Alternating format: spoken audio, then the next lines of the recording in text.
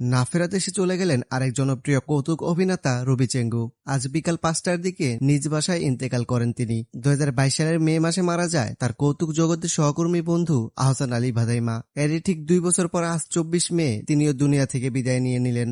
কৌতুক জগতে আহসান আলীর পরেই যার অবস্থান ছিল তিনি হচ্ছেন রবি চেঙ্গু। তাদের জনপ্রিয়তা এত বেশি ছিল যে শুধু তাদের জেলা টাঙ্গাইল নয় বরং বাকি 63 জেলাতেও ছিল তাদের ব্যাপক পরিচিতি। তাদের অভিনয় দক্ষতা এবং অদ্ভুত অঙ্গভঙ্গি দিয়ে জয় করে নিয়েছিল এদেশের লাখো মানুষের মন।